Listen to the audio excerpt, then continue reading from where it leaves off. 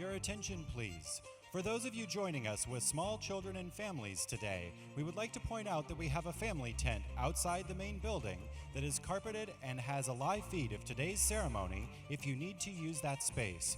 Please be aware there is a family tent located outside the main entry for your use during today's ceremony. Thank you.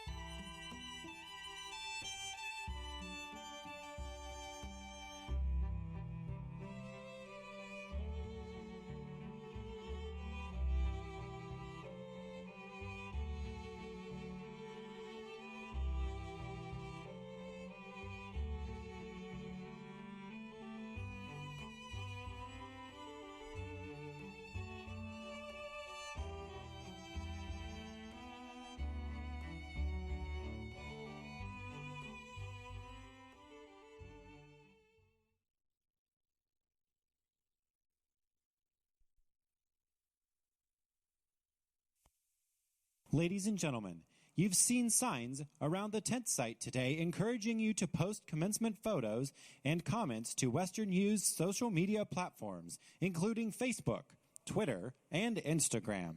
However, out of respect for our students' accomplishments, we ask that all graduates, family, friends, and WesternU faculty and staff refrain from posting to social media during the ceremony. Thank you.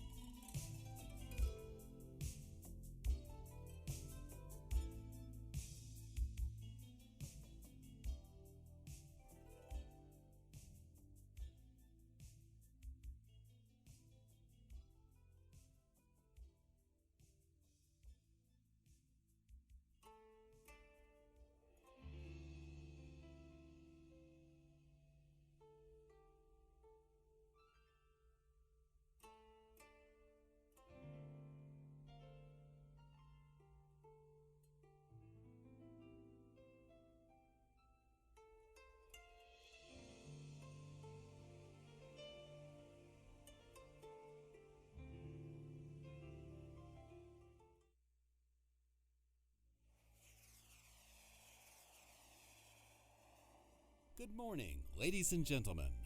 Welcome to the beautiful campus of Comp Northwest and to Western University of Health Sciences Commencement 2016. Please take a moment to locate the nearest exit in case of emergency. That door may not be the same you entered through. Please silence all electronic devices, including tablets and cell phones.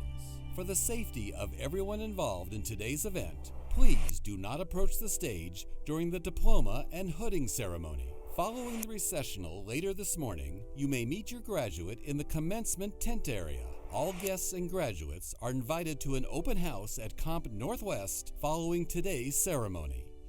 Thank you.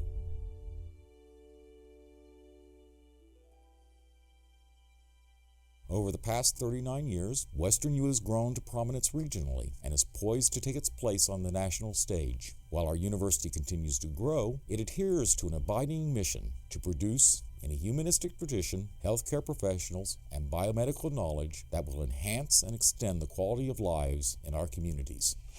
The discipline of learning, the art of caring. Western University of Health Sciences.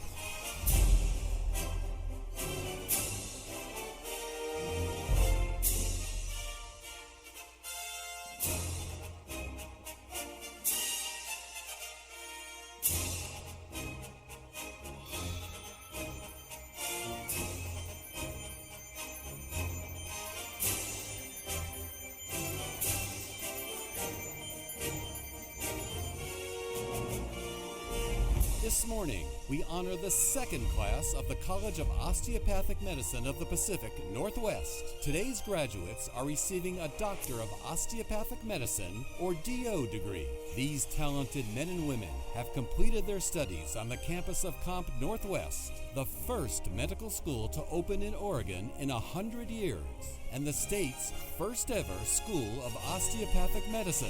Now they are taking the next step in their careers as caring and compassionate healthcare professionals from the Northwest, in the Northwest, for the Northwest. Today, we proudly watch them walk across this stage. Tomorrow, we watch them take their place among the healers of the world. It was the founding of a small health sciences campus back in 1977 that led us to this day. In the late 70s, many Western states were experiencing a critical shortage of physicians. In response, a school of osteopathic medicine was established in Pomona, California, and named the College of Osteopathic Medicine of the Pacific, or COMP. COMP's founders chose a visionary new leader, Dr. Philip Pomerantz, and enrolled 36 students in the charter class. Full accreditation came in 1982, also the year of COMP's first commencement. Through the years, buildings were acquired, renovations completed, faculty and administrators hired, and more students enrolled. In 1996, the school was restructured as a university with a new name, Western University of Health Sciences. Today, WesternU is composed of 9 graduate colleges and over 20 programs, making WesternU one of the most comprehensive health sciences institutions in the country. With the opening of Comp Northwest in 2011, the founders' mission was expanded to address healthcare needs in an area still vastly underserved, the Pacific Northwest. Each year, nearly 4,000 students attend WesternU's 2 campuses. They come with dreams and determination and the support of loved ones like you who have encouraged them on their life-changing journeys through medical school. Hello, I'm Paula Crone, Dean of Comp Northwest. Welcome to this special day. To the friends and family of our graduates, I would like to say thank you, not just for being here this morning, but for helping to support your loved one on the long journey that has brought us here today. It takes many types of support for students to succeed: emotional, financial, and professional. It takes friends and family and many other people we never take the time to fully recognize. So for the support you have offered someone graduating today from Comp Northwest, from the bottom of our hearts, we say thank you. Your graduate could not have done it without you. And here today to share their thanks and appreciation are a few graduates from Comp Northwest. Today I would like to thank my husband, Jaime Servin, as well as my parents, Teresa and David Jordahl, and my husband's parents, Sarah and Sean Reister. Mom and Dad, thank you for instilling in me the curiosity and the drive to get this far. If it weren't for you, I wouldn't be standing here today. I love you very much. Thank you. Today, I'd like to thank my parents, Charlie and Rebecca Mina, and my little sister, Catherine, for being at my side through this journey. Mom, Dad, and the little one, I was so excited when I was in Mississippi and found out that I could come back home to go to medical school. It's been a great 4 years, and I couldn't think of doing it any other way. Hi, May. You've been through it the entire time with me. From undergraduate, when someone told me that I should probably seek out another career, to the middle of medical school when I thought maybe I should seek out another career. And the entire time you've been so supportive and told me, no, you can do it, and you're going to be good at it. I love you and thank you. I would like to thank my beautiful wife, Kira Noble, for her unyielding support and her unconditional love. Kira, thank you so much for the beauty and the joy that you bring into our home. Thank you for our Saturday morning dates. Thank you for challenging my thinking and keeping my priorities in line. Thank you for being such a wonderful mom to our sweet baby girl. You're my best friend. You're my partner. I'm so much better when I'm with you. I love you so much. I'd like to thank Aaron and Vikram Kular, my two nephews, for always providing me a good laugh during the hard times at medical school. Aaron, Vikram, do you guys remember the time I got you guys those stethoscopes for Christmas and how you two didn't know how to use them and put them in your ear and you thought medical school was so hard? I know you two can do it, and you guys have always provided me with great wisdom and courage in your own way. Thank you again, Aaron and Bikram. I love you guys. Keep believing. I would like to thank my mom, Sue, and my wife, Emily, two very special women, for all the support they gave me during my time at WesternU. Mom, from day one, you've always been my biggest fan. Whenever I was beginning to feel a little burned out, you were always there to encourage me to keep going, reminding me to stay the course and that one day it would all pay off.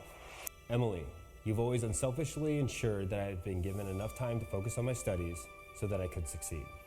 Mom, I want to thank you for being the big dreamer and teaching me that there was no dream that was ever too big. And Dad, thank you for giving me the tools to do it. You've taught me to take any dream and break it down piece by piece, and that anything's achievable with small steps. And Brian, my loving husband, you always believed that this was possible, even when I didn't. And you made it possible for our entire family. A mom with 3 kids shouldn't be able to do med school. And because of you, we killed it.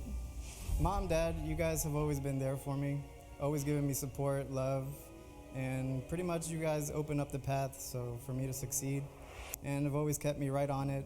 And I know I've always kind of gone off on my own, chasing grasshoppers or rainbows, but you've always been there to pull me back. And of course, Maria, I have to thank you. I mean, today is as much your victory as it is mine. You've sacrificed much more than I have and have been with me through the whole thing. You've had to suffer through all my practices. I think I've cracked your neck and your back more times than we can both count. Mom, Dad, and my wife, Maria, thank you so much for everything you've done.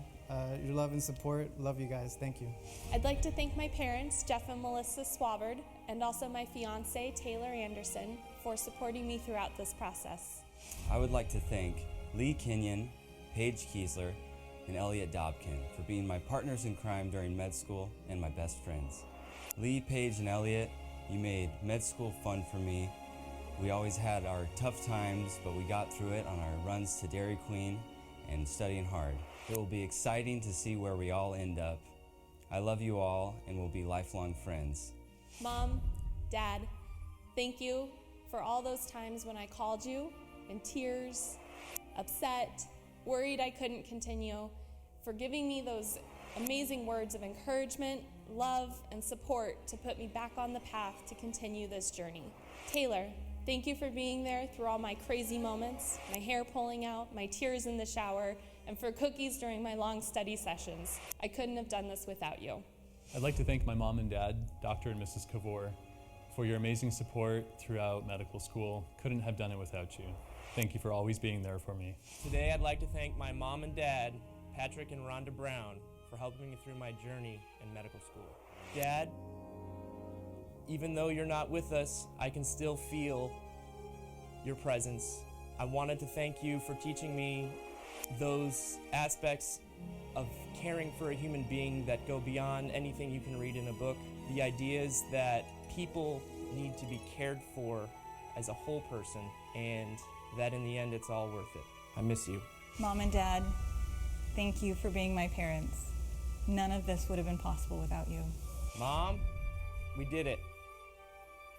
I wanted to thank you for everything that you've done for me from day one, including believing in me when others would have thought it foolish to try to apply to medical school at 27 with a GPA that was less than perfect. And the times when I was in the journey where I didn't think I could do it, and you had unwavering certainty that I would one day be a physician. Today is the day. Thank you. And on behalf of WesternU, thank you too for the caring and generous support you have provided all the students, your loved ones who are graduating today. Prepare now to meet the graduates from Comp Northwest. Please rise as we welcome the class of 2016, the faculty, administration, and board of trustees of Western University of Health Sciences, the Dean of Comp and Vice President of Oregon Campus Operations, Dr. Paula M. Crone, and Interim President, Dr. Gary M. Gugelchuk.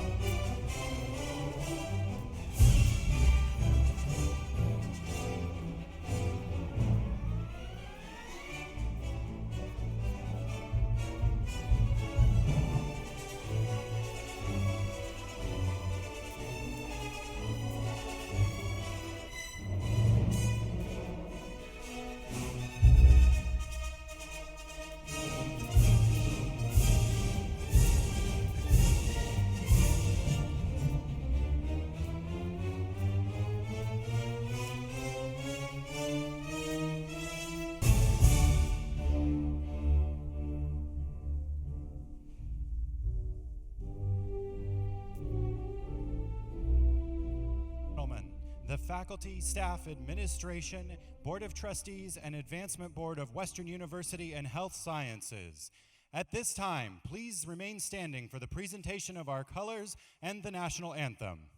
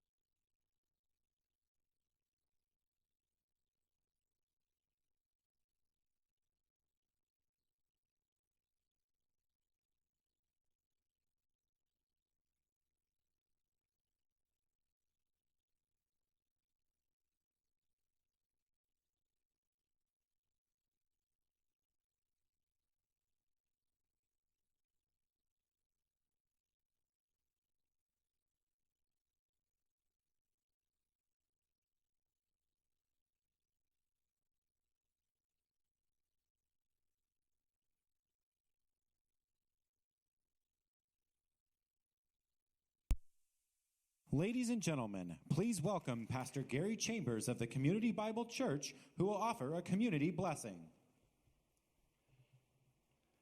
The psalmist has written, "How good and how pleasant it is for brothers to dwell together in unity, for there God commands his blessing." As we anticipate this commencement of the second graduating class here at Comp Northwest, we can certainly look back and see God's blessing on our community as a result of the unity and the harmony that's taken place between community leaders, university leaders, Samaritan Health leaders, and the general community as a whole. Men and women with vision and insight have worked together in an amazing way to bring about this wonderful symbiotic relationship that we see between the community of Lebanon and Comp Northwest. This community has welcomed Comp Northwest, its faculty, its staff, its students, and all of the support businesses that have accompanied it with open hearts and open arms. The community of Lebanon has experienced encouraging growth and renewed hope, due in large part to forward-thinking leadership in our community. Not many years ago, Lebanon was on the ropes, so to speak. Things were bleak economically, and the community was somewhat depressed. Increased industry with the expansion of Intech International and the construction of Lowe's Distribution Center seemed to cause us to be able to dream big again as a community. And as you look at your surroundings here today, you see the new Veterans Home, the Boulder Falls Inn, the Event Center, and numerous other recent construction projects, all of them spurred and driven by the location of Comp Northwest in our friendly little city. I want to express our citywide desire for God's blessing in this community. City leaders, business leaders, service agencies, and local churches are striving together to see this great little community become a center for hope and renewal. Perhaps the best way to express this desire for blessing would be to quote the Aaronic blessing in Numbers 6, where he writes, "The Lord bless you and keep you. The Lord make his face shine upon you and be gracious to you. The Lord lift up his countenance upon you and give you peace." May God continue to provide unity and blessing for the community and the university as we walk together in the years ahead. Ladies and gentlemen, please welcome Dr. Edward Junkins, Associate Dean of Academic Affairs at Western University of Health Sciences, Comp Northwest, who will offer today's invocation.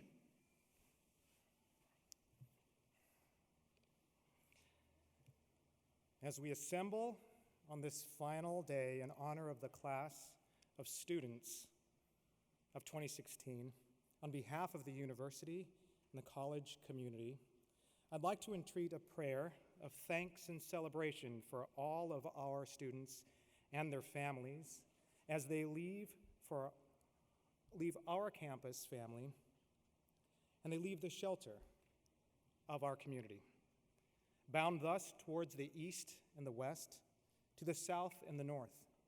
And with them, they carry that which each of us have taught them.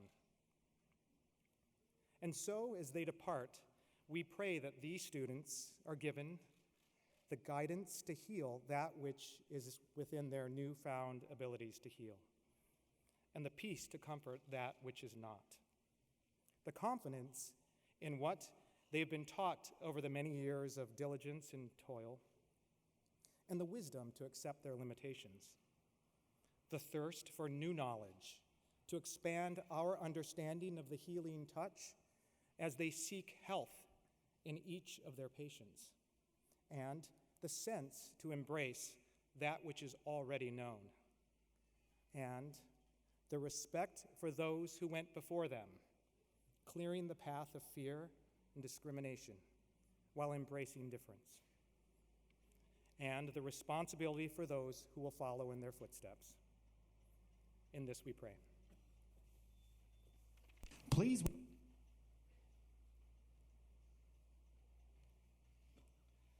Please be seated.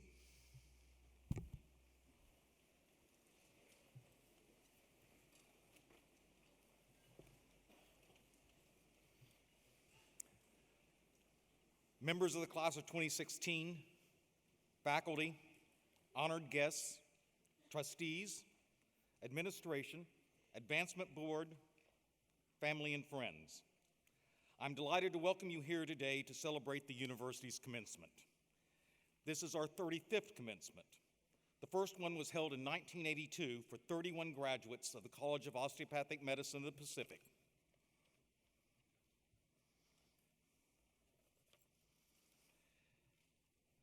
And in their charter class.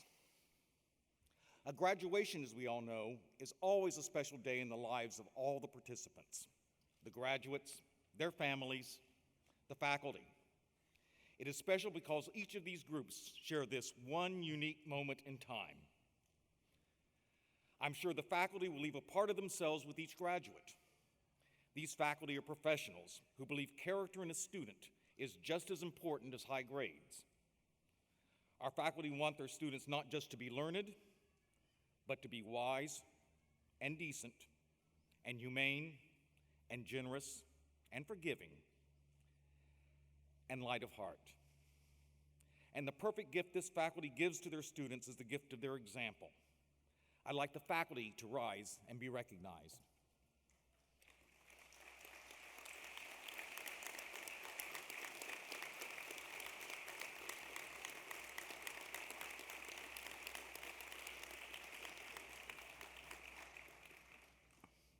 The graduates, I know, must feel a certain relief for the attainment of a coveted, well-earned goal.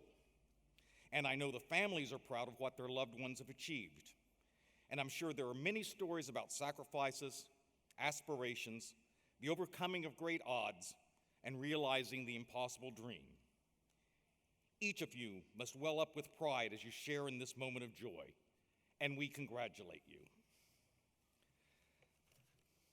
I want to take this opportunity to express my thanks on behalf of the university to a number of groups and individuals whose efforts and dedication have in no small way helped to make this day possible.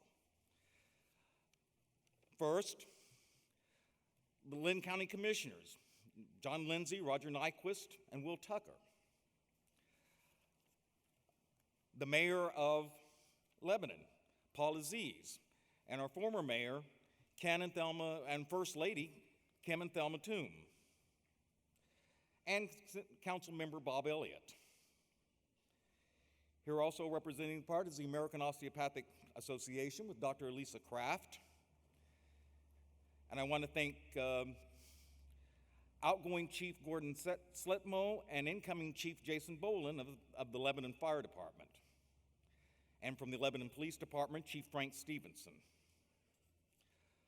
Also here representing is David Tate from the Northwest Osteopathic Medical Foundation, and David Walls of the Osteopathic Physicians and Surgeons of Oregon.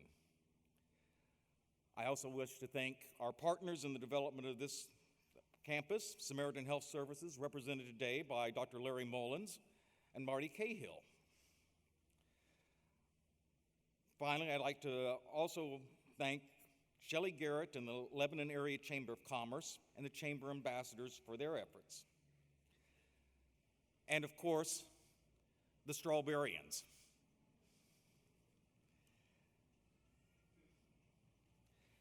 Now, one special group that is here, and I would like them to stand as the part there, is our Advancement Board. They have been with us and supporting us from before day one.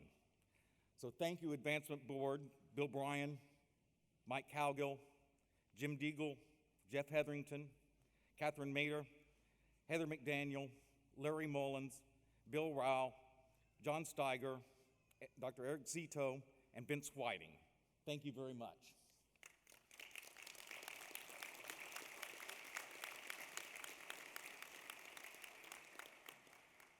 Truly, Comp Northwest is your medical school, and you have left your mark forever on this fine class of new osteopathic physicians.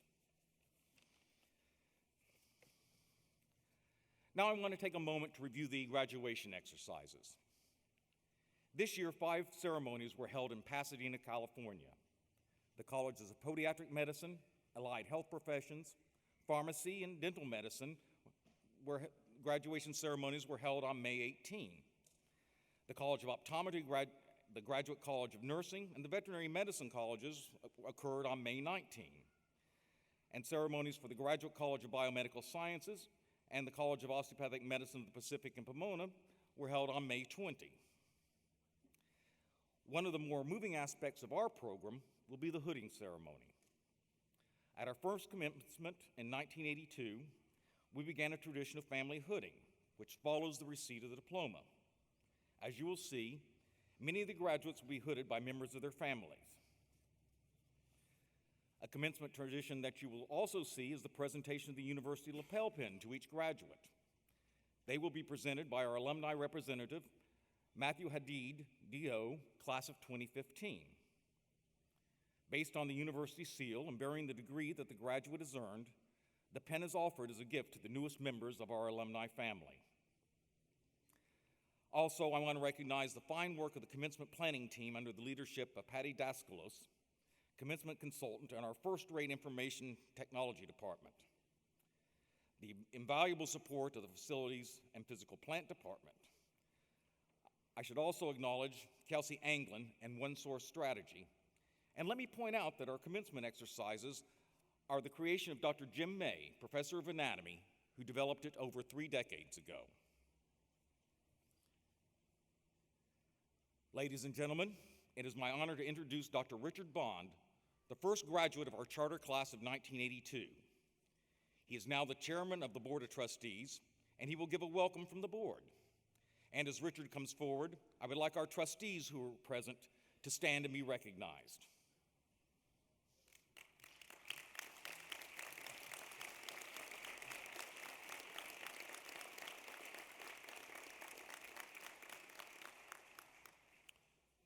Welcome, ladies and gentlemen. It is my honor and pleasure to represent our Board of Trustees and be with you today. Over the years, we have come to realize that each class of graduates, as a group, has a fascinating personality of its own. Let me give you a snapshot of this year's candidates. Of the 105 graduates here today, there are 62 men and 43 women. The average age of the graduates is 30. They've had many interesting careers. For example, there is a firefighter, an interior designer, musician, and police officer. When they've all received their diplomas, the total number of WesternU alumni from all programs will be 13,437. To me, that's an awesome number. When I graduated, there was 31 in my class. Let me speak now to the graduates. Today, you receive your degrees and wonder perhaps where you will go. And I tell you, nowhere but up. Today, you're on top of the world and think there's nothing higher than this. But there is a reason graduation is called commencement. For now, you commence the important work of the rest of your lives. Take with you the quest to be lifelong learners, and let humanism as well as science be the base of all of your actions. You are destined for great things. We knew this when we chose each one of you, and we know it now. Congratulations.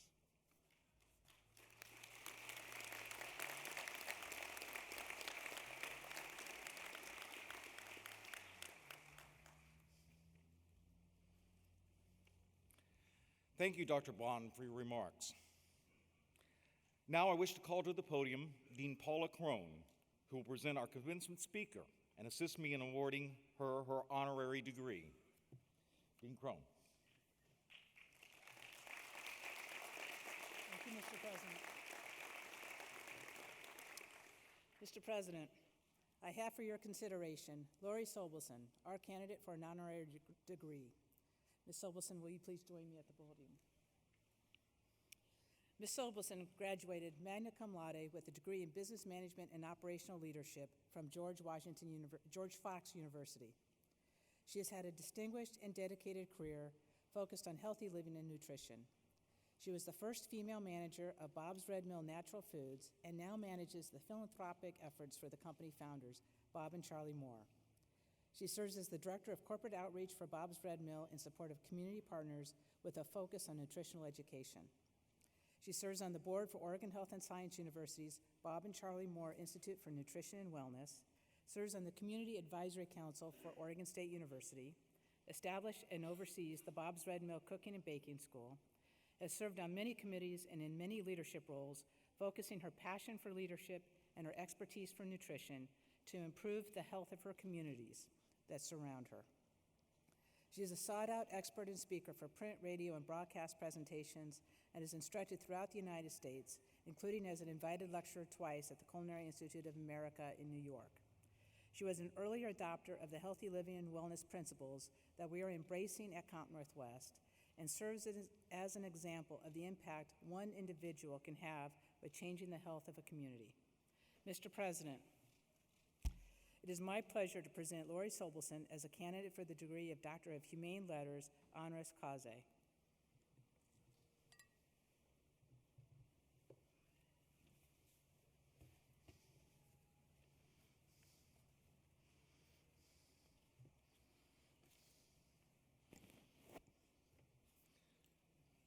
Thank you, Dean. Now, by the authority vested in me by the Board of Trustees, I hereby confer upon you, Lori Sobelson, the degree of Doctor of Humane Letters, honoris causa, with all the rights, honors, and privileges appertaining thereto. In witness whereof, I cause you to be invested with the hood appropriate to your degree and grant you this diploma.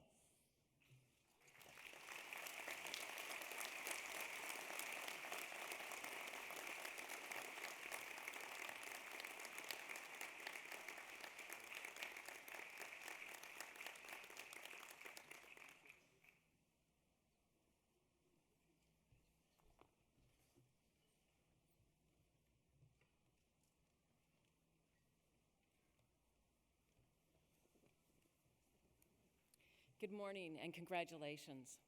You've done it. Your dedication and hard work have brought you here, along with your family and friends, to celebrate your momentous accomplishment. It's an honor to be here today to share a few words with you, the graduates of Comp Northwest. This is the first day of a new chapter in your life's journey, and soon you will be privileged to begin applying all the knowledge and skills you've worked so hard to acquire. You are going to be building relationships with patients and striving to realize positive outcomes with regards to their health. Yes, there will be challenges, but the rewards, both professional and personal, will be tremendous. And what a wonderful setting in which we are gathered here in the heart of Willamette Valley. In 2011, when Comp Northwest was established in Lebanon, a truly unique bond was formed between the community and the students and faculty.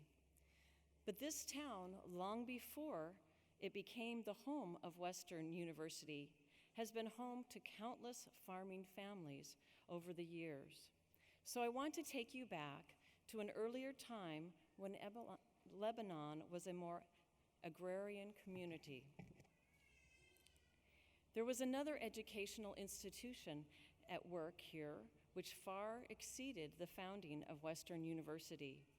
This institution has been instrumental in the development of rural communities' younger residents since its inception in 1902. Its guiding principles, first penned over a century ago, are still very relevant even in today's world of modern high-tech medicine. I refer to the 4-H program, and the core of the program, the 4 H's, are in fact outstanding principles for people of all ages, and thus you as osteopathic physicians. Those 4 H's simply stand for head, heart, hands, and health. Head to be used for thinking and managing, heart for relating and caring, hands for healing and giving, health for being and thriving. Let's consider the first H, head. You've worked very hard to acquire the knowledge base needed to become graduates of Comp Northwest class of 2016. You will continue to build on that knowledge in order to remain on the cutting edge of treatment advances in order to provide the best of care for your patients. As well, every interaction with a patient will also be an opportunity to hone your interpersonal skills, which are important to your success as physicians. Not incidentally, your head comes equipped with 2 ears, and these are best used to listen to, not merely hear, your patient's concerns. The most successful doctors take the time to really listen to their patients, to comprehend their concerns, both spoken and unspoken. Good listening skills will provide you with insights into their health needs, which might otherwise be missed. So strive to truly hear your patients before making a diagnosis. The second H represents heart. In addition to addressing patients' physical ailments, exceptional physicians strive to nurture and heal their patients' overall being. And this caring spirit is evidenced by compassion demonstrated to them. Show them you not only hear their words, but empathize with their concerns. The rapport you establish with your patients allows them to feel safe with you.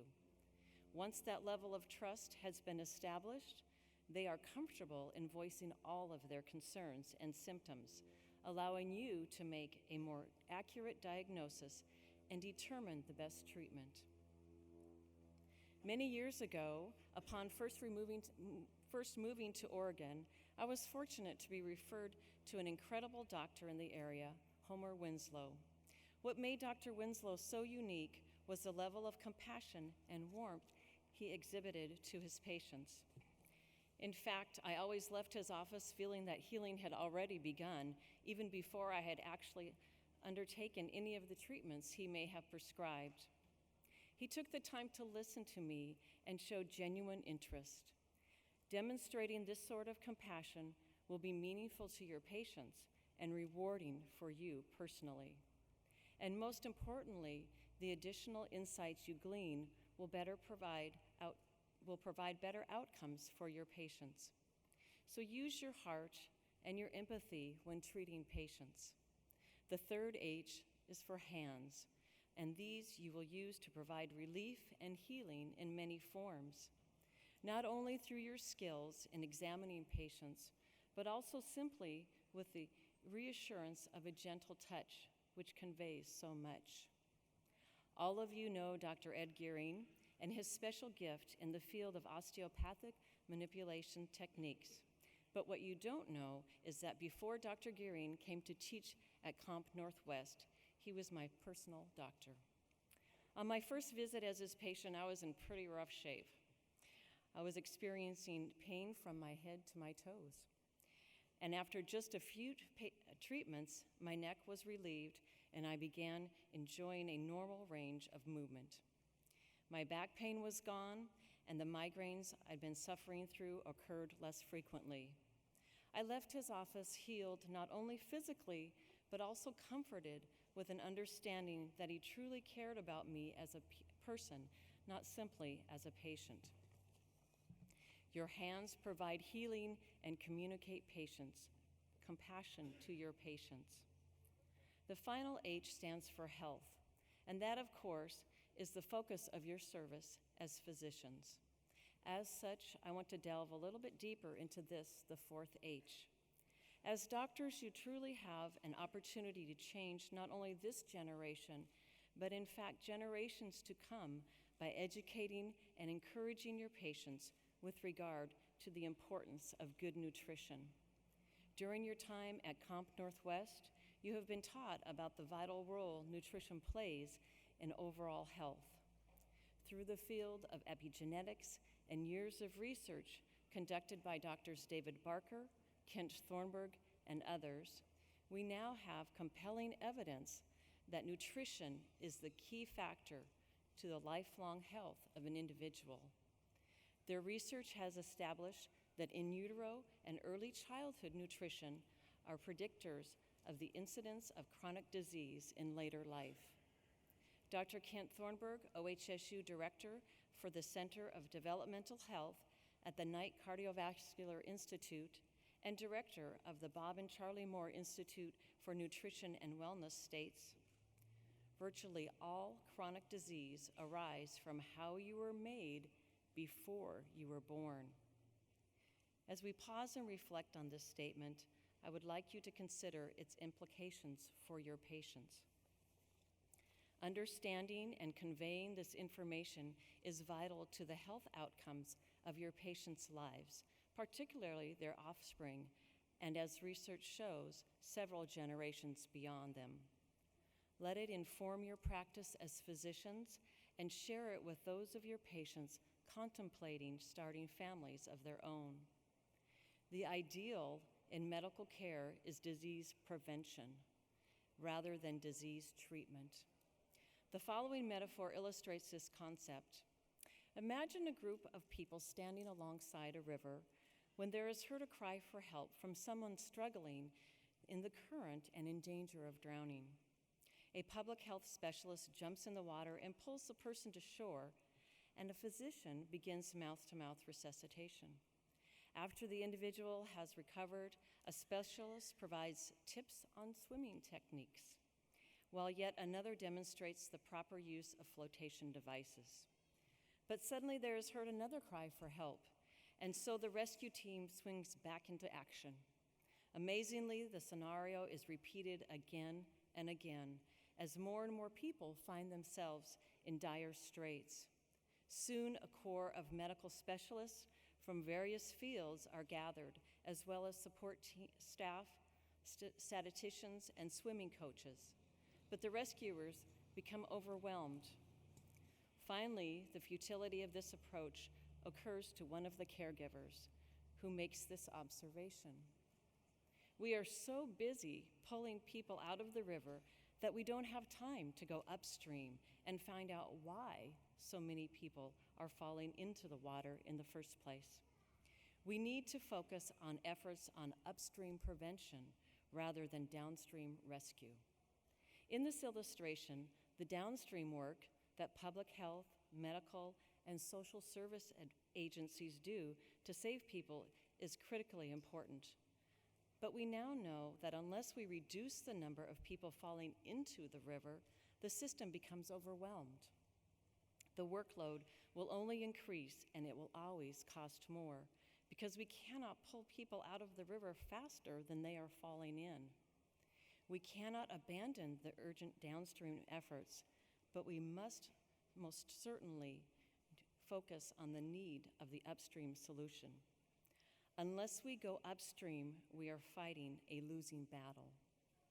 Graduates of the class of 2016, I challenge you to prioritize the prevention of disease rather than simply its treatment.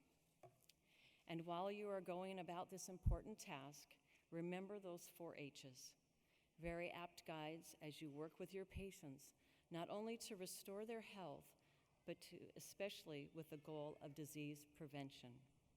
Use your head in striving to truly hear your patients while you're using your medical skills to make the best possible diagnosis. Use your heart because the empathy you display will nurture the bond with your patients. Use your hands to provide healing and to communicate compassion. Focus on health. Your training and wisdom and the 4 H's will result in improving health for your cherished patients. The days ahead are filled with promise and possibility as you begin your career as osteopathic physicians. Go forth, your patients await.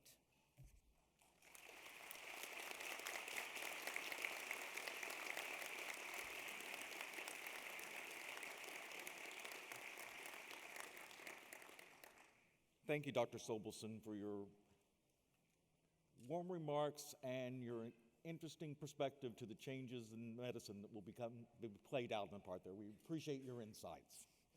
Now I'd like to ask Dean Crone to come forward again to offer a special additional recognition. Dean Crone. Thank you, Mr. President.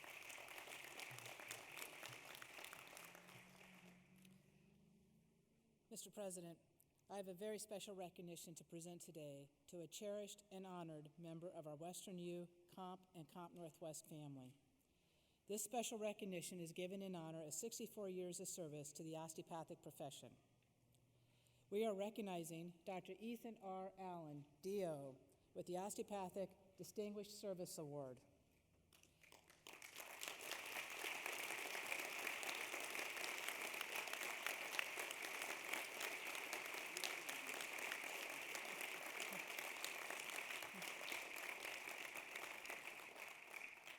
This is being given for serving as an exemplary example of an individual who rises to the level of a giant in our profession.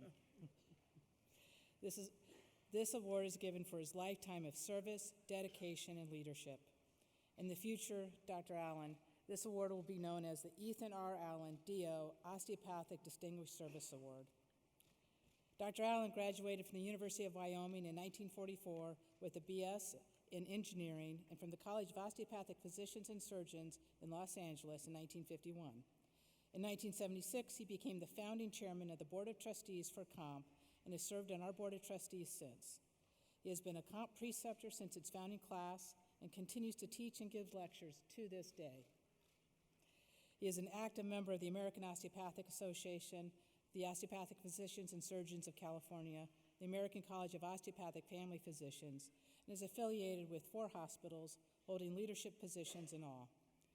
He and his wonderful wife, Alice, have been active volunteers and supporters of the Rio Hondo Area Drug Abuse Coalition and the Area Action Council Recovery House since 1972. He is best known for believing in the osteopathic profession, even when many others may not have been. He embraces the distinctiveness of our historical tenets and sees the future of a healthcare system that focuses on health and wellness and not just disease.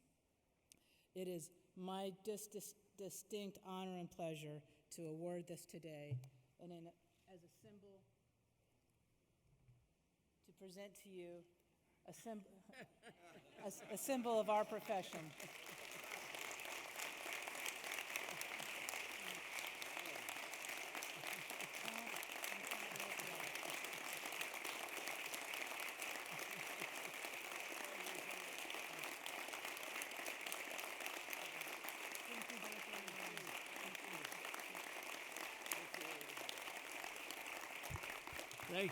Thank you so much. This is far beyond anything that I've accepted before, and it's an honor to be here in the Northwest and all of you fine folks up here. Thank you.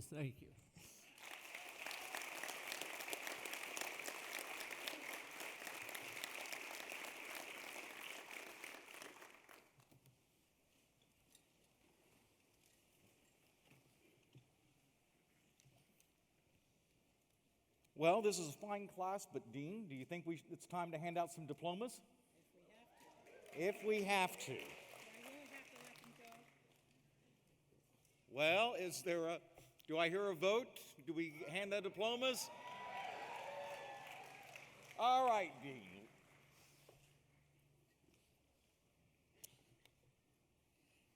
Now, will the candidates for the degree of Doctor of Osteopathic Medicine please rise and stand in place?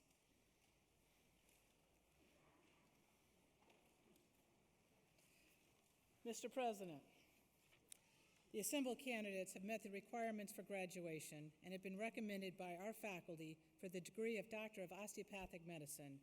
Sir, it is my pleasure to present them to you. Thank you, Dean.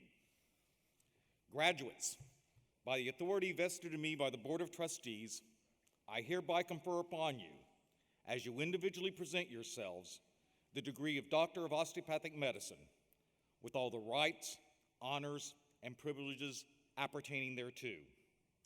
Will the graduates please come to the stage?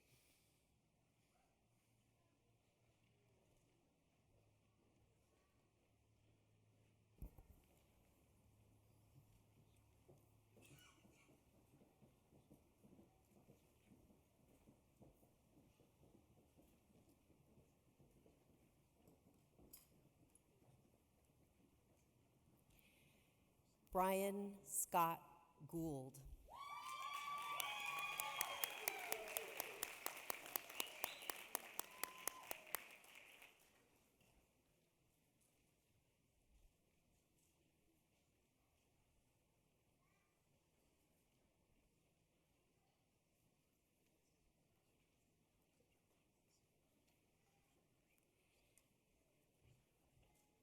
Catherine Ann Markels.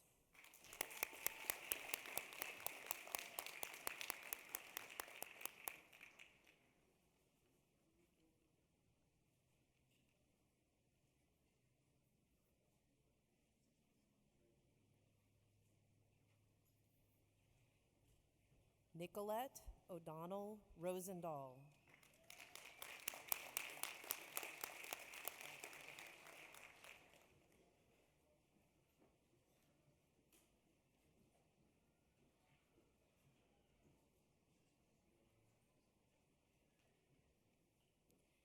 Dr. Amelia May Servine.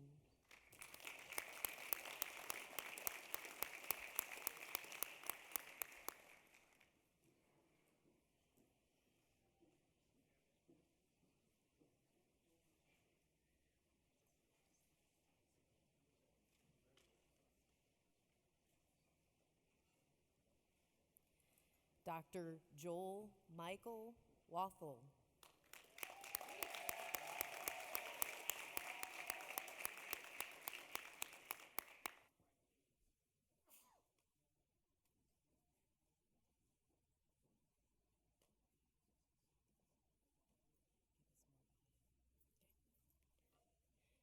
Dr. Craig Kenneth Wasick.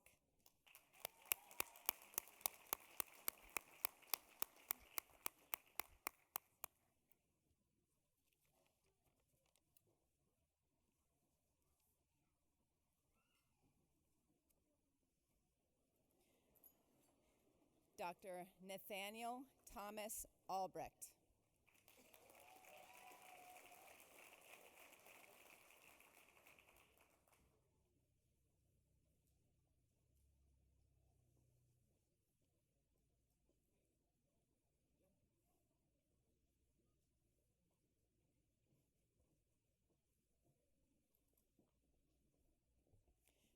Dr. Carly Ann Allen.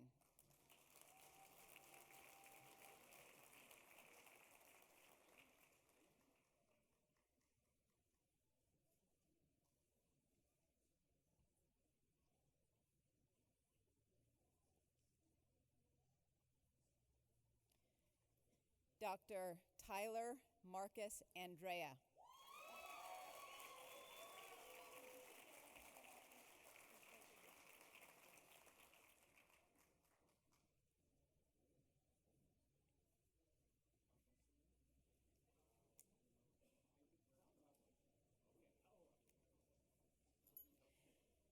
Dr. Morgan Fitzgerald Arnold.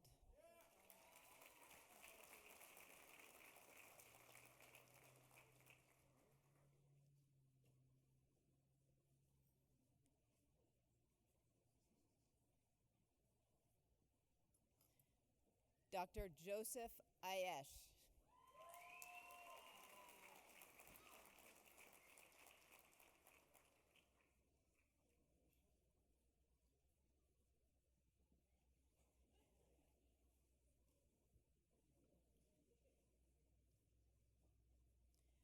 Dr. Rory Daniel Bennett.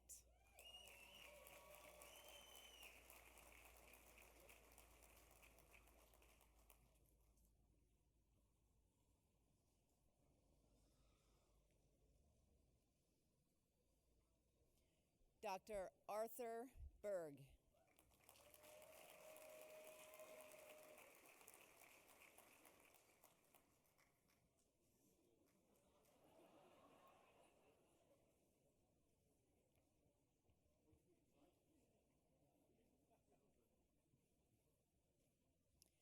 Dr. Patrick John Bevan.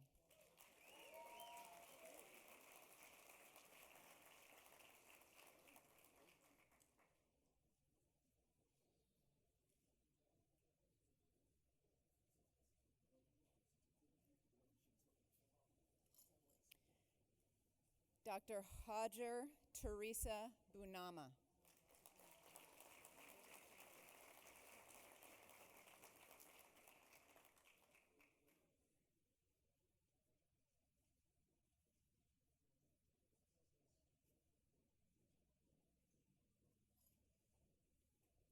Dr. Anna Helene Bryce.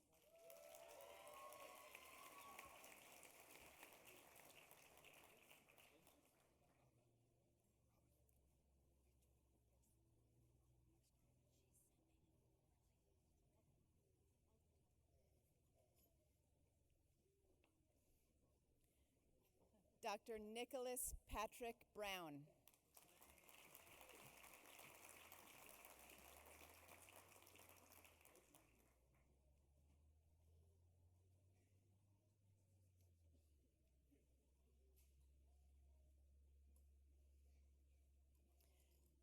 Dr. Peter Ackerson Brown.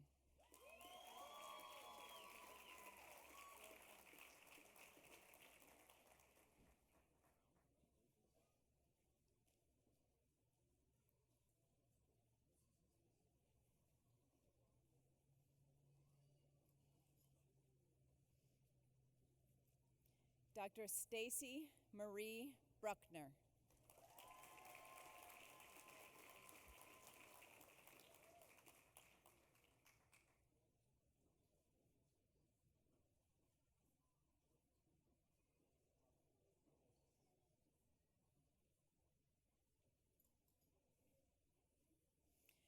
Dr. Bu Dui Ya Bui.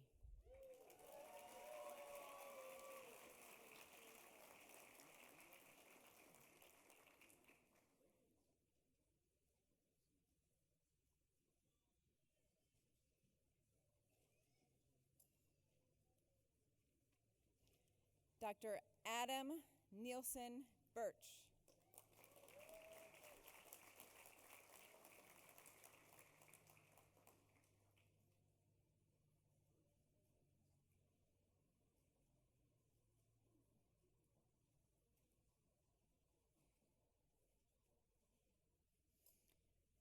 Dr. Christina Capanolo.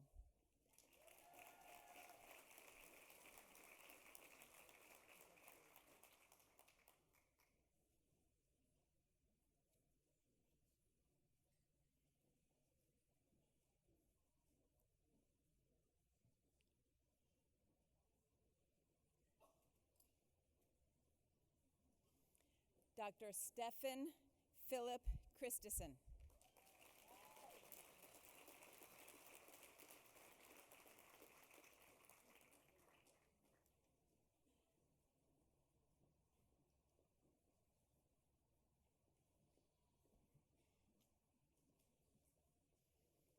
Dr. Jordan C. Cook.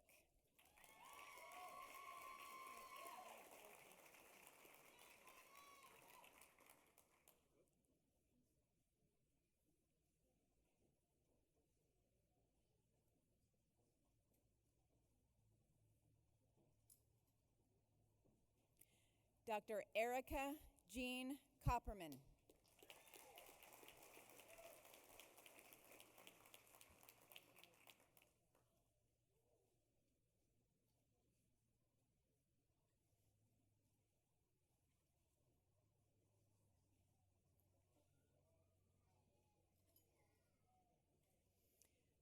Dr. Timothy George Covell.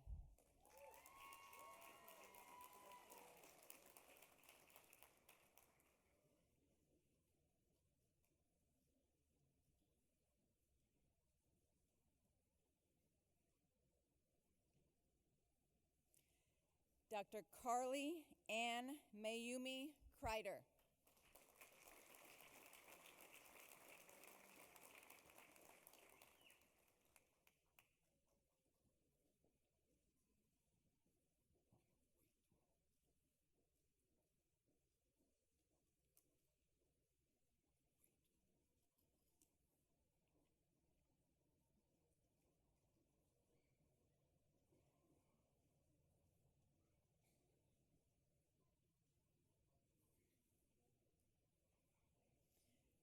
Dr. Taylor J. De La Martyr.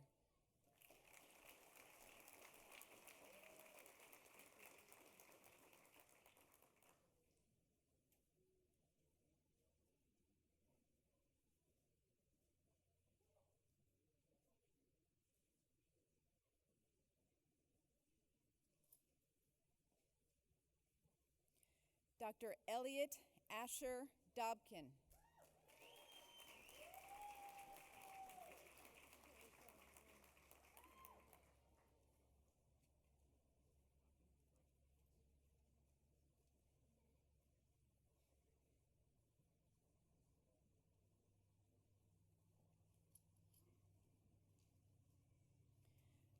Dr. Kaylin Ashley Dawkin.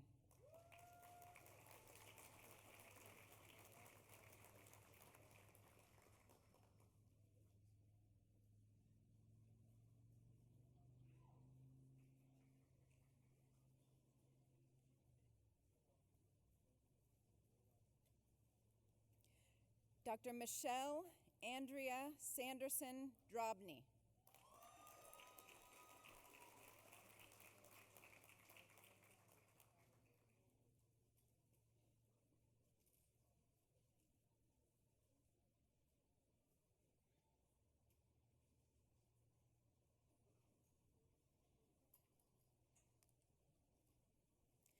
Dr. Stephanie Elise Duckett.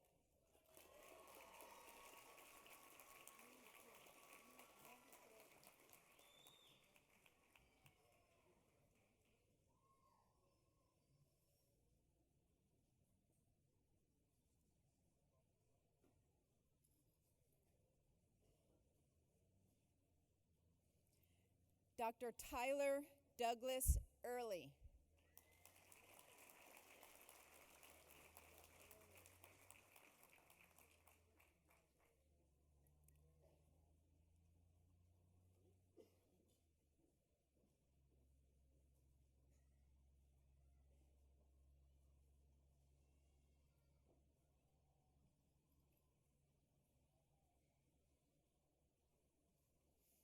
Dr. Catherine Diane Erickson.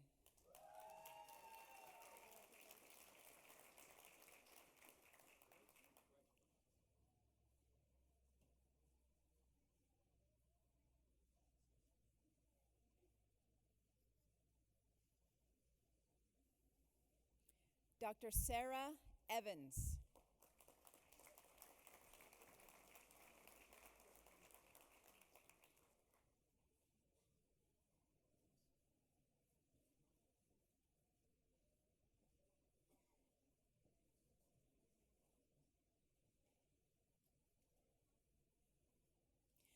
Dr. Svetlana Alex Feister Tishenko.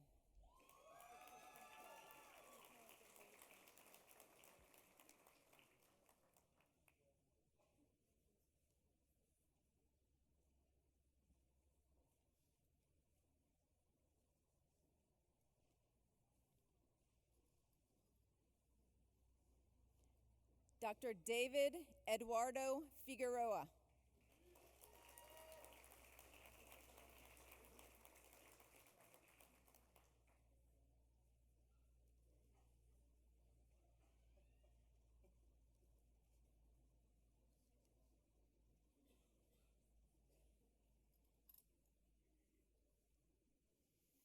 Dr. Michael David Fox.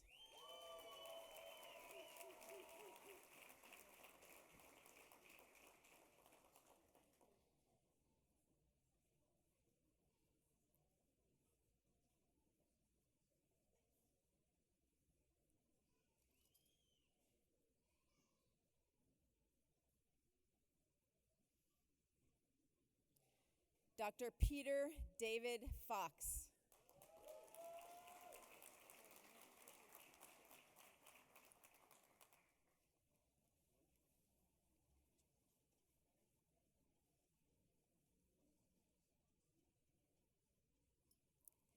Dr. Devin Robert Gaines.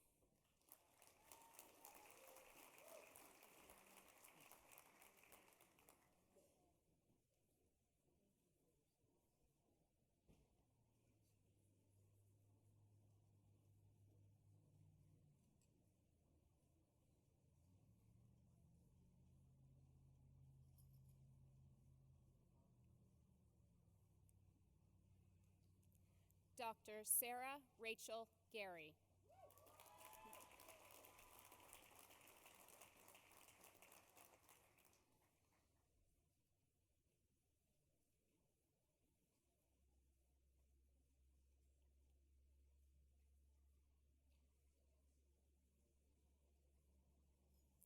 Dr. Zachary Parnell Geeson.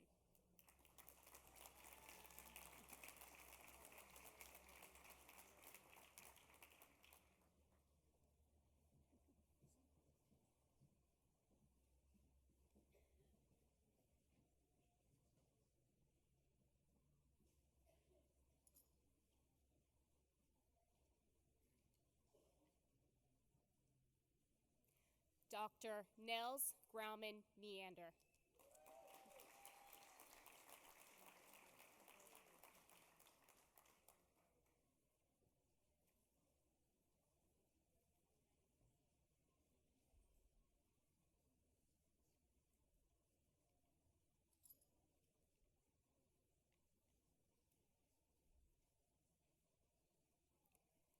Dr. Erin Elizabeth Giuliano.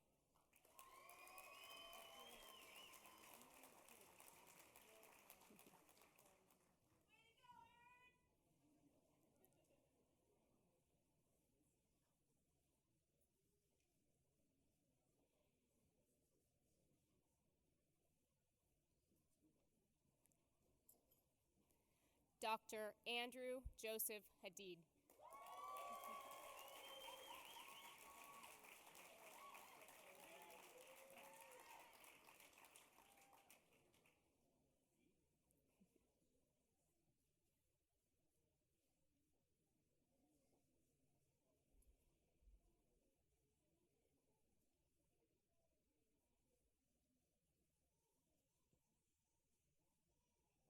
Dr. Sarah Marie Hansen.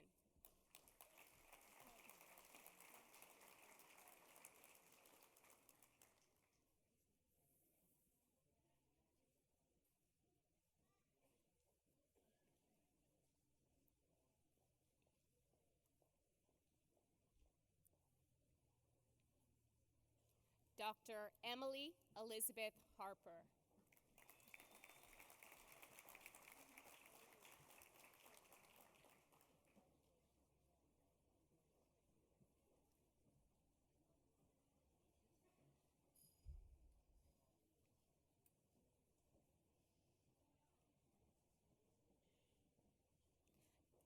Dr. Christina Marie Hart.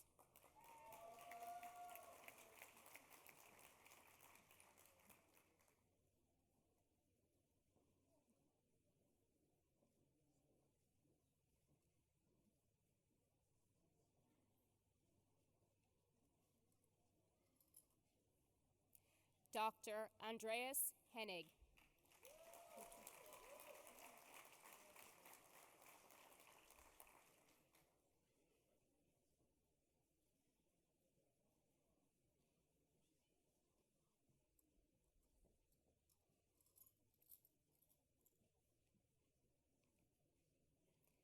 Dr. Lisa T. Ho.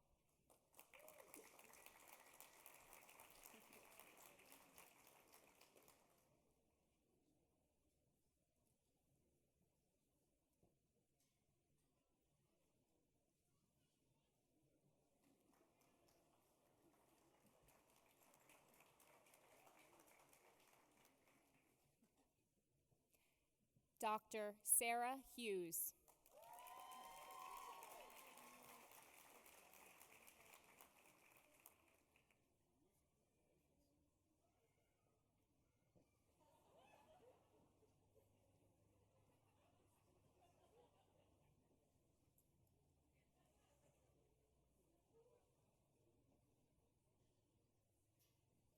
Dr. Cody Matthew Hull.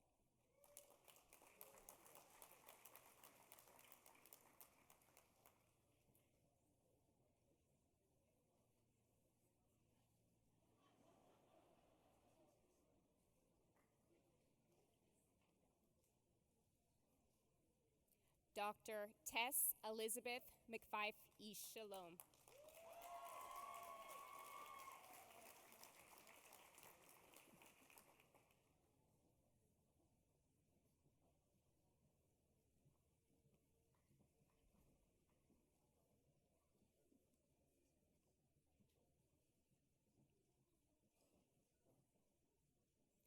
Dr. Trinja Ray Johansson.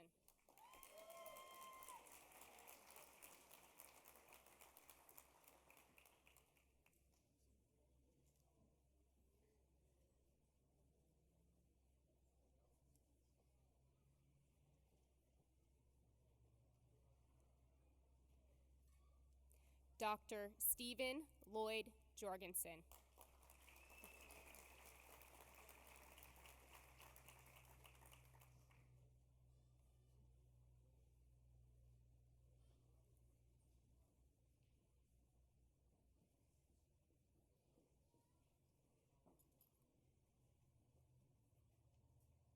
Dr. Michael Eastland Can.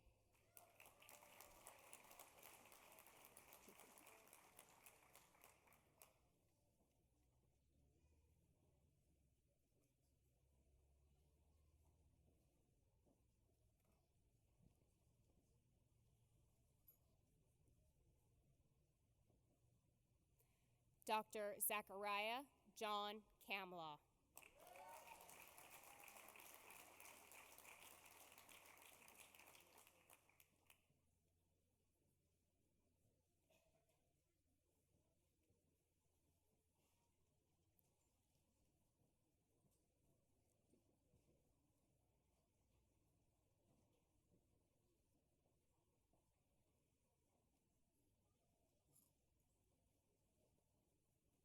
Dr. Michael Alexander Kavor.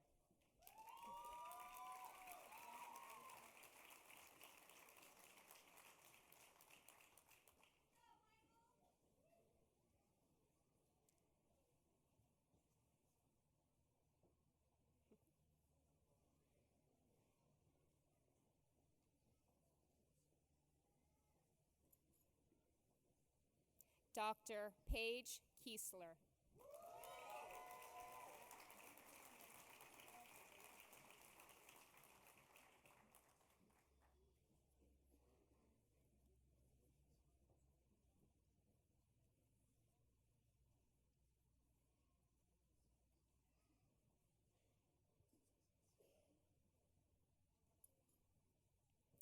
Dr. Rumneet Kaur Kular.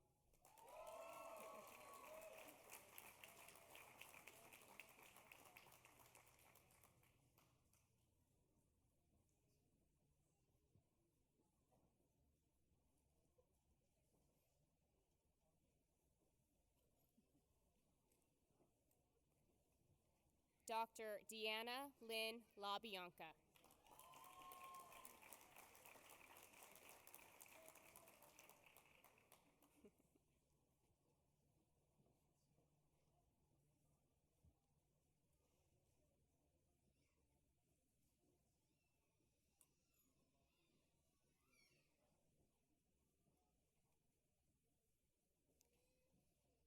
Dr. Ian David Ledford.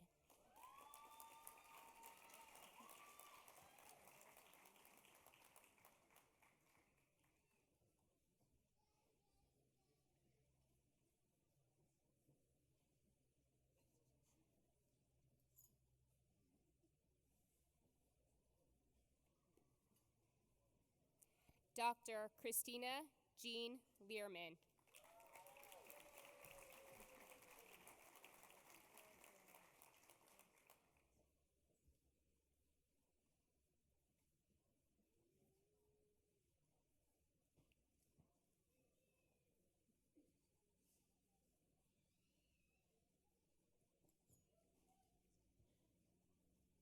Dr. Roya Laura Mahana.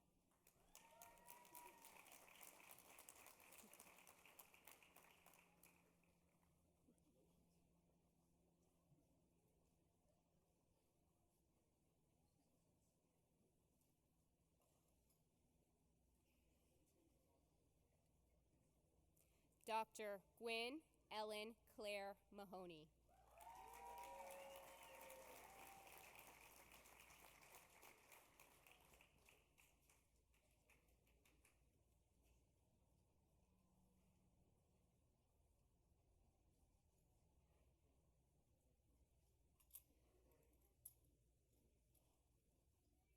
Dr. Corby Wade Macon.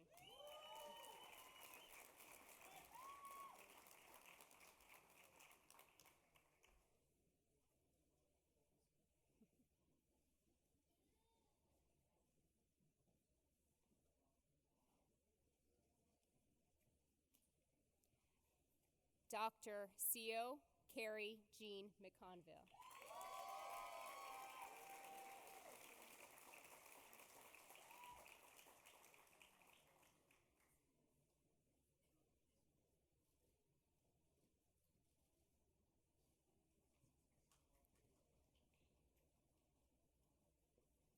Dr. Lisa Holloway McLean.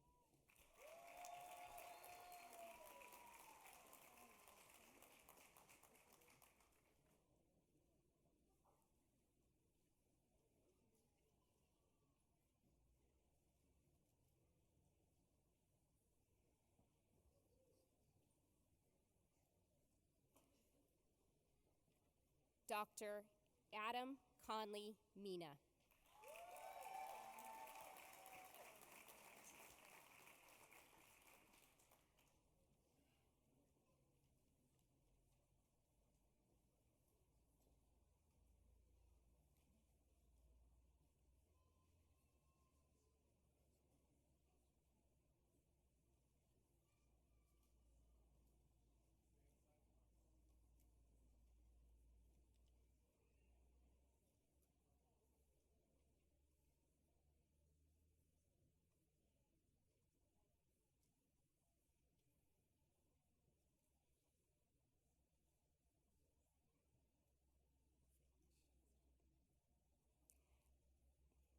Dr. Joshua Wayne Monson.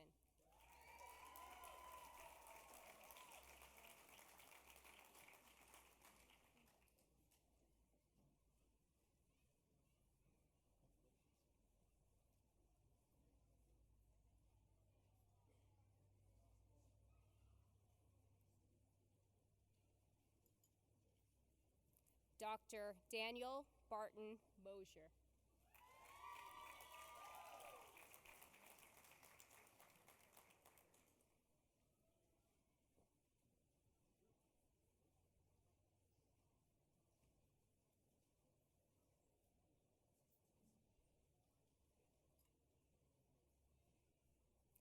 Dr. Chelsea Anna Marie Murphy.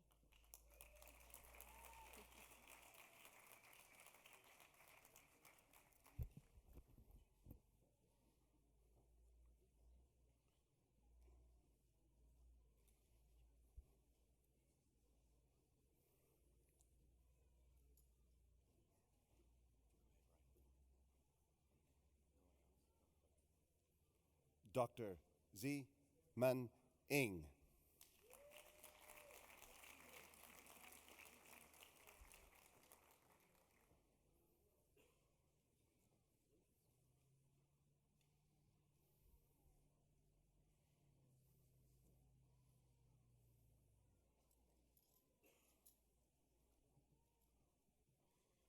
Dr.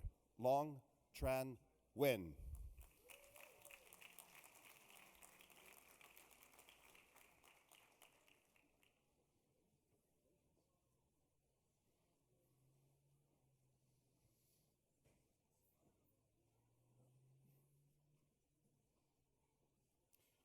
Dr. Matthew Hansen Noble.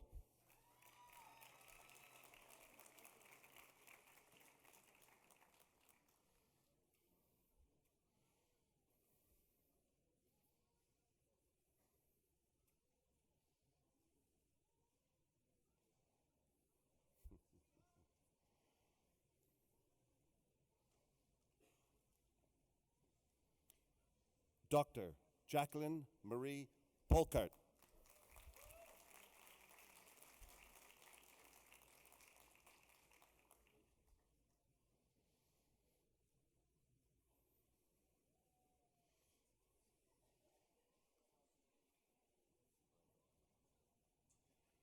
Dr. Evan Louis Papalambros Pappas.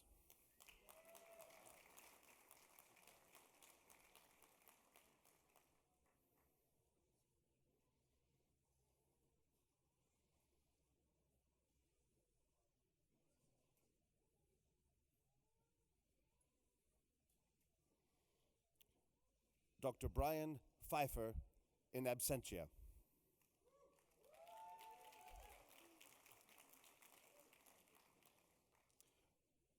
Dr. Dana Michelle Panchetti.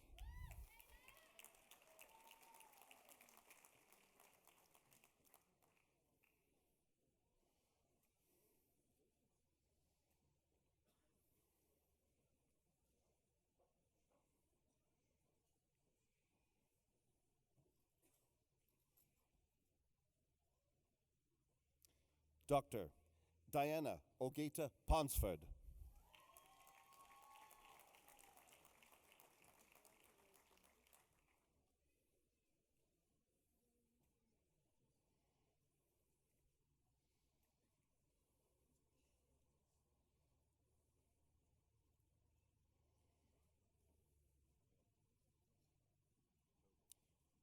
Dr. Noah David Riley.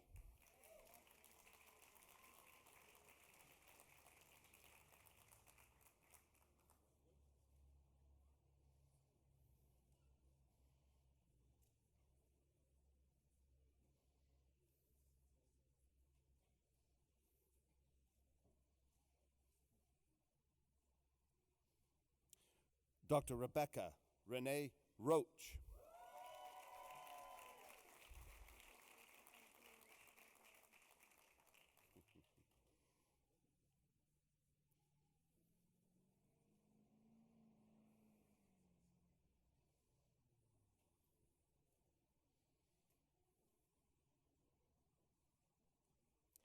Dr. Justin Meyer Ross.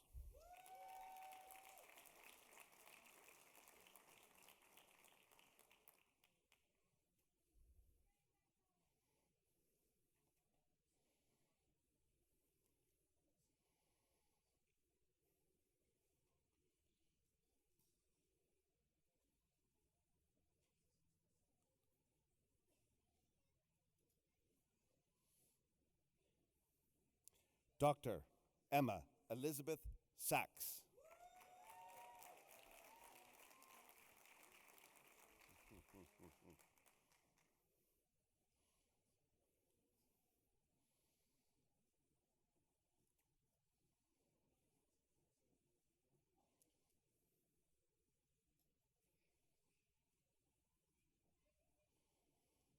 Dr. Burke Nash Shibely.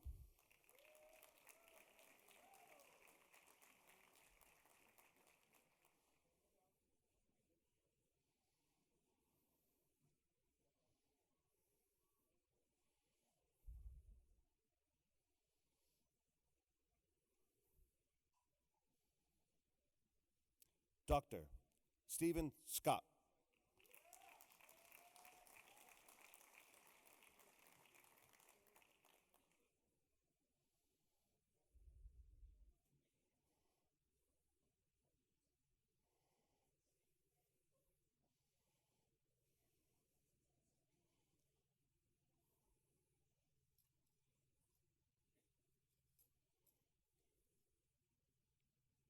Dr. Colby John Siegmiller.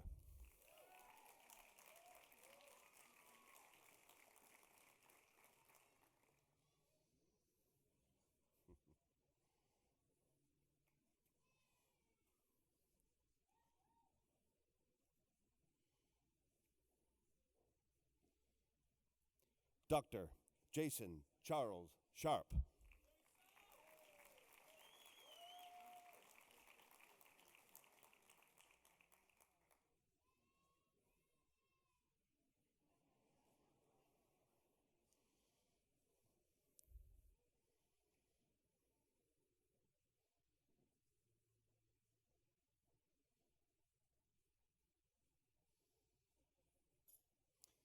Dr. Benjamin Vale Silva.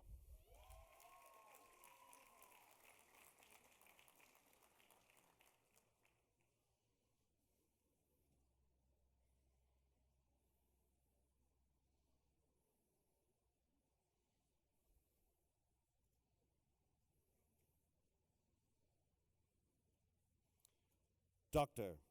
Randall Ryan Sluzarenko.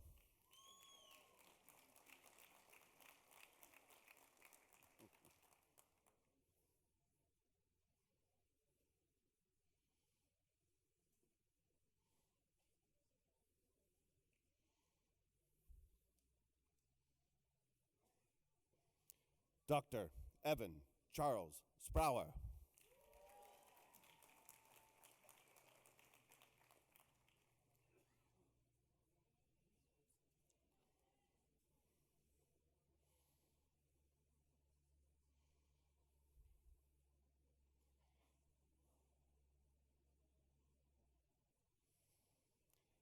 Dr.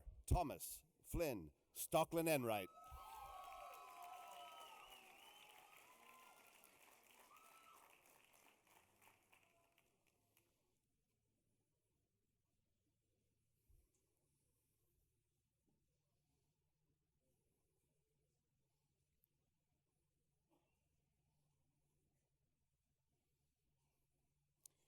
Dr. Jennifer Elizabeth Swavard.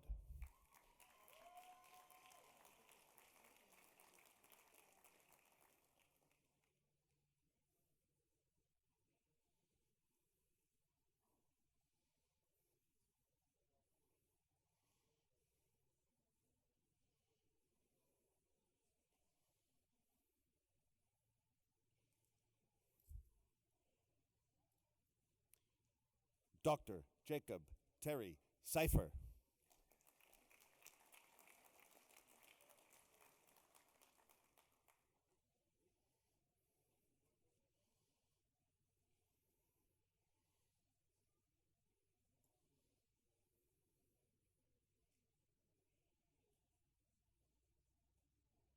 Dr. Cody Joseph Talbot.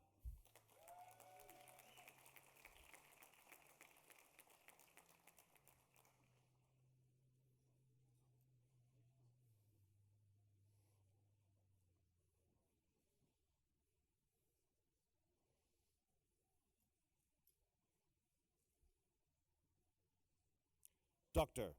Ryan Nathan Tischler.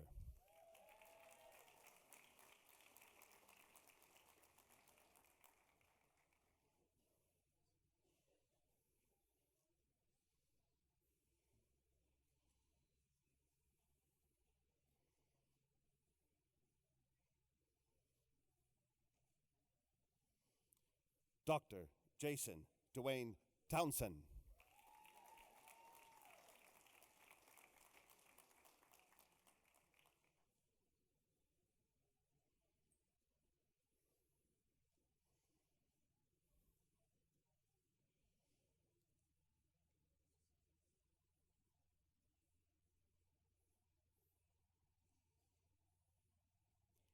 Dr. Anthony Kui Tran.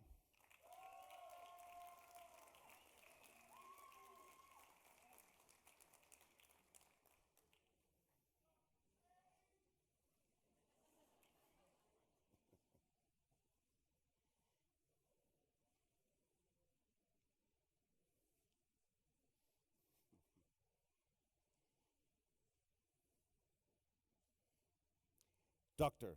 Tommy Vu Tran.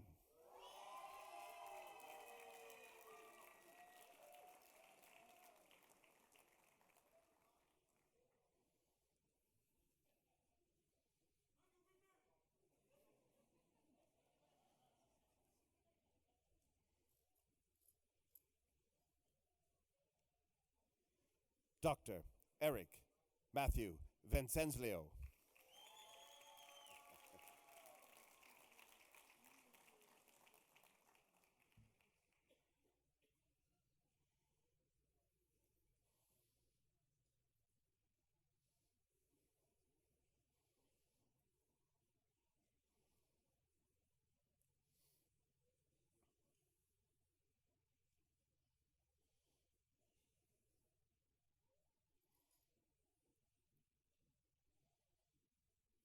Dr.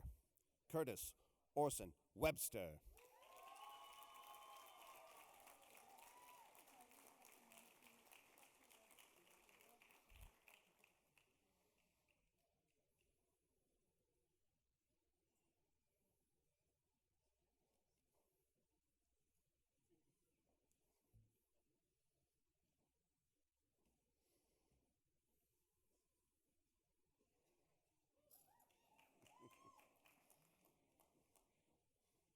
Dr. Tyler Stephen Witzel in absentia.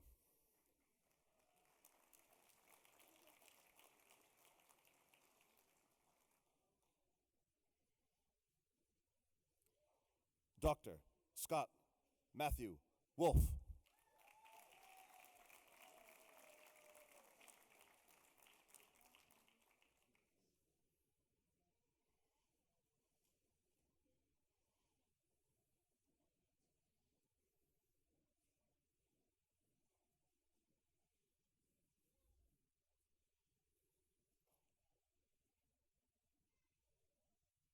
Dr.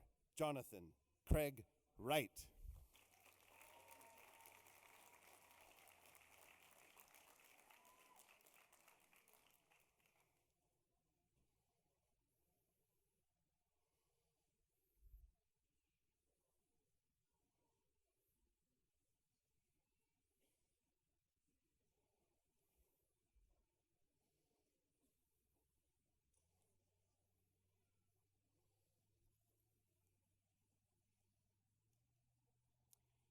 And to complete this graduating class, Dr. Erica Mary Zaworski.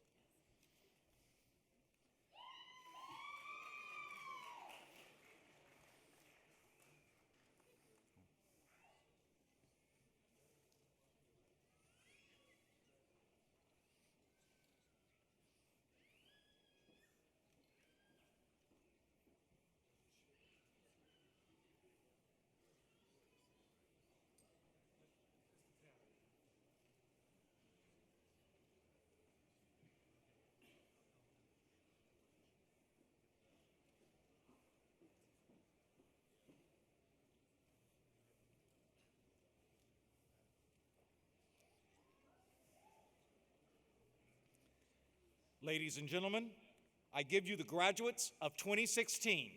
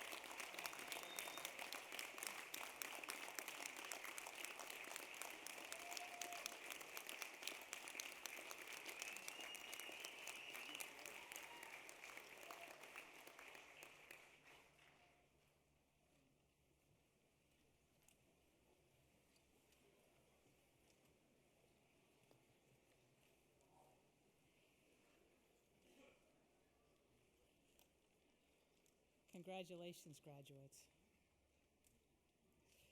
It is my pleasure to introduce Dr. James Geeson, DO. Dr. Geeson specializes in emergency medicine at Three Rivers Medical Center in Grants Pass, Oregon. He is a 1987 graduate of WesternU Comp and is the proud parent of 2 graduates and a daughter-in-law in the class of 2016.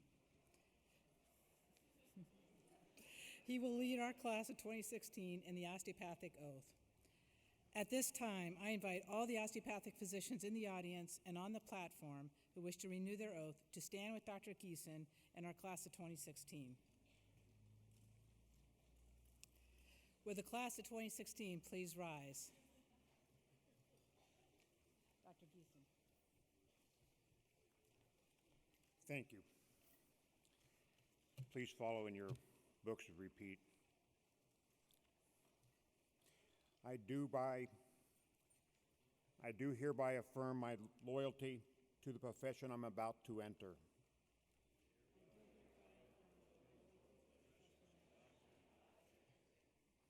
I will be mindful always of the great responsibility to preserve the health and life of my patients.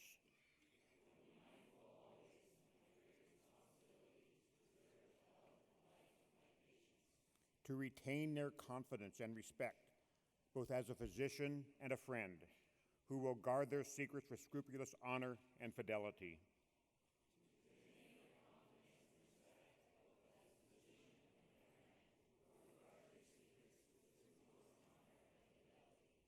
To perform fruitfully my professional duties, to employ only those recognized methods of treatment consistent with good judgment and with my skill and ability.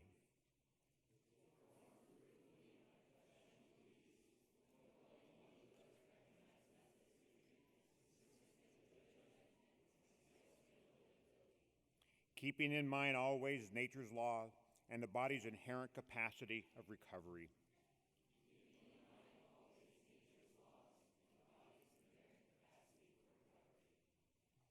I will be ever vigilant in aiding the general welfare of the community, sustaining its laws and institutions, not engaging in those practices which will in any way bring shame and discredit to myself or my profession.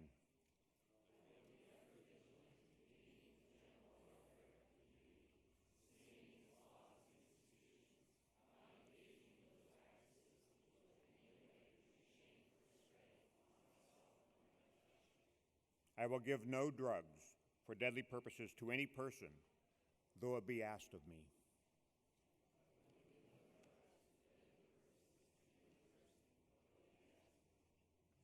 I will endeavor to work in accord with my colleagues in the spirit of progressive cooperation, and never, by word or by act, cast imputations upon their rightful practices.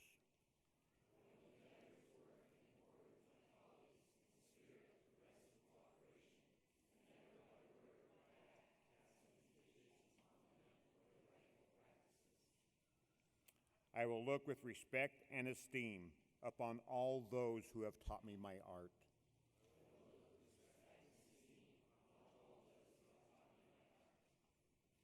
To my college, I will be loyal and strive always for its best interests and for the interests of the students who will come after me.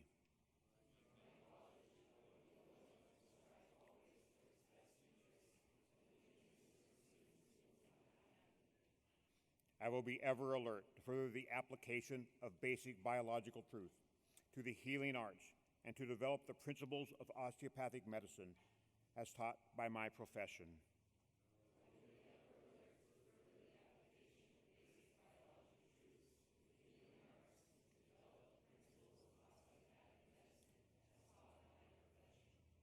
In the presence of this gathering, I bind myself to this oath.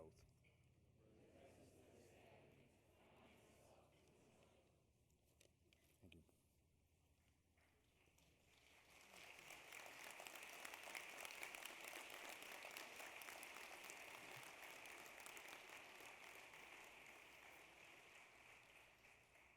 You may be seated.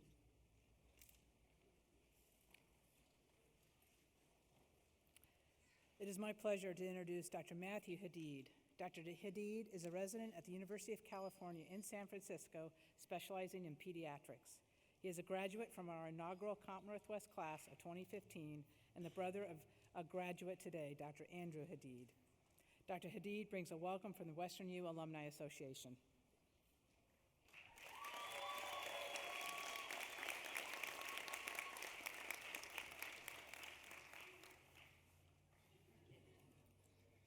First, I want to congratulate you on completing 4 of the most challenging years of your life. Second, I want to wish you all the best of luck on the journey you're about to begin. Recently, a very wise mentor said to me, "Every leader has doubts and feels like a fraud at times." Surgeons excluded, of course. The reality is that while you have much to learn, you are very well trained as a graduate of WesternU. As you enter the amazing journey of residency, remember that you are not alone. You are and always will be part of a team. This team of colleagues, nurses, classmates, family, and friends will be there for you when you need some extra help, you're having an off day, or you found yourself in over your head. So strive to be an effective team member to those around you. Be humble, be curious, be bold. Laugh a lot, enjoy your work, and celebrate your team. And more than anything else, remember to listen. Listen to your mentors, your colleagues, and most importantly, to your patients. When you examine a patient, realize it is a timeless ritual, a crossing of threshold. You are often in a ceremonial white coat. The patient is in a paper gown. The room is decorated with furniture, unlike any room in your house or theirs. And in your hand, like a shaman, you carry stethoscopes, lights, tongue blades, reflex hammers. You stand there not as yourself, but as the doctor, the latest in that lineage harking back centuries. Your presence, your garb, the setting, are all leading the patients to expect a ritual, and they are the most aware of it. As part of this ritual, these patients have made themselves vulnerable to you, many times even more so than to close family and friends, because they allow it of you and they trust in you. So earn this ritual, respect it, and celebrate this ritual. With every year of practice, be better at it than you were the previous year. The poet William Butler Yeats wrote, "Though the leaves are many, the root is one." I hope each of you will always remember that while you are practicing medicine in all specialties across the nation, you have one common root which brings you together. So go forth and stay curious, and remember that you will always be part of the WesternU family. It is now my pleasure to officially welcome you as alumni of Western University of Health Sciences. Will the members of the class of 2016 please rise?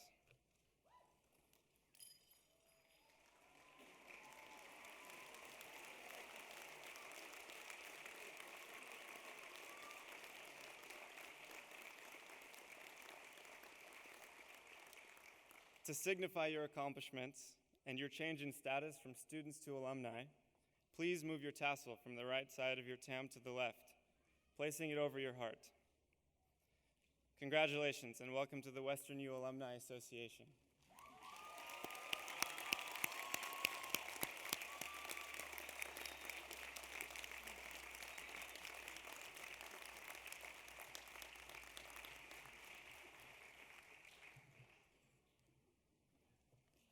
You may be seated.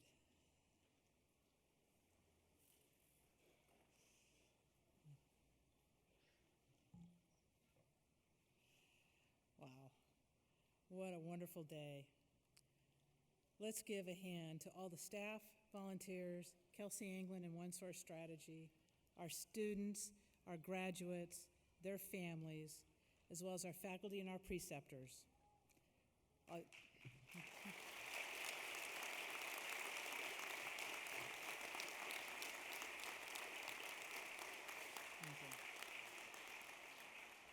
All of these individuals have given so much of themselves to help make this day a reality for their graduates.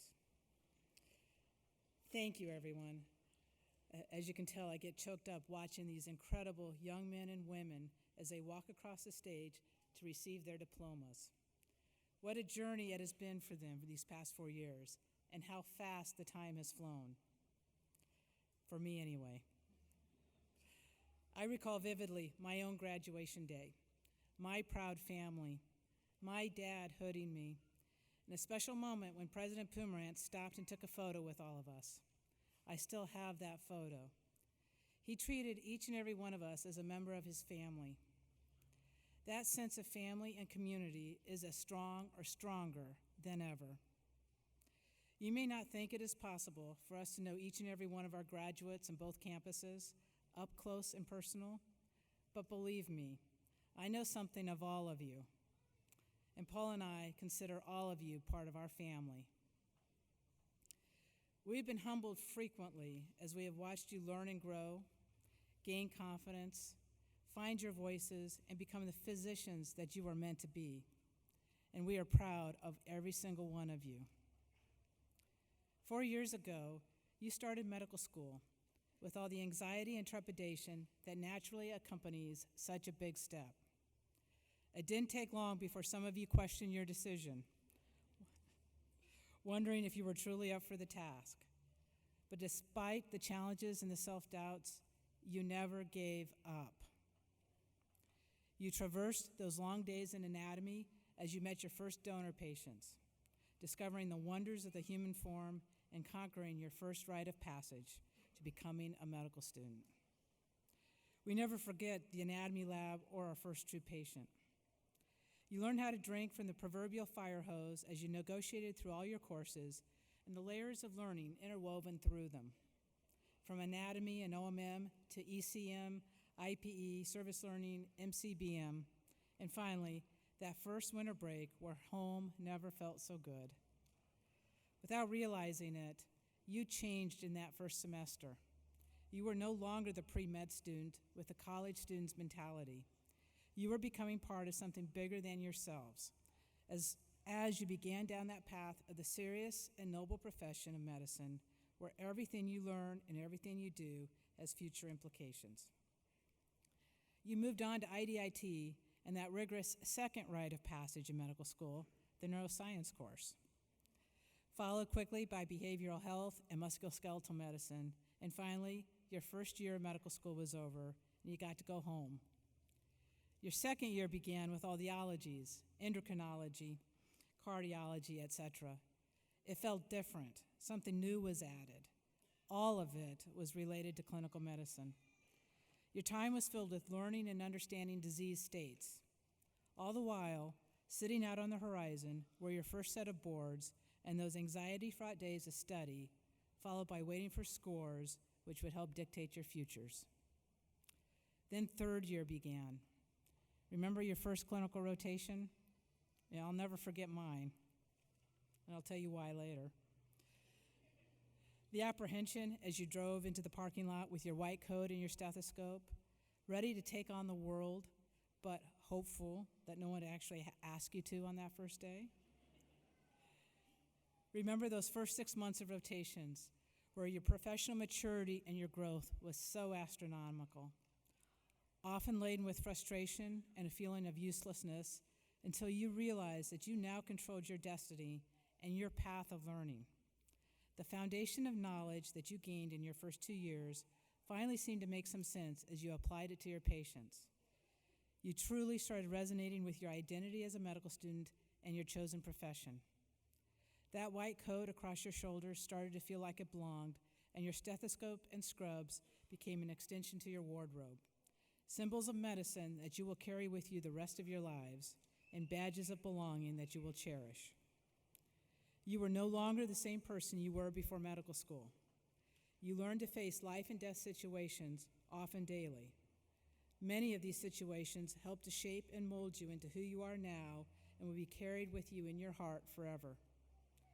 You learned to think differently in assessing situations and reacting to them as they arose, learning that you can't always control every single moment. These are things that can't be taught in a book or in the lecture hall. Instead, they are taught by real life and by real patients.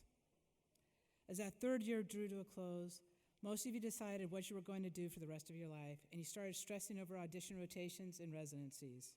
We stressed and worried right along with you, although you may not have known that. You honed your skills further in your fourth year, assuming more and more responsibility and decision-making for your patients. And whether you recognized it or not, realized that you really did know something and that you could do this.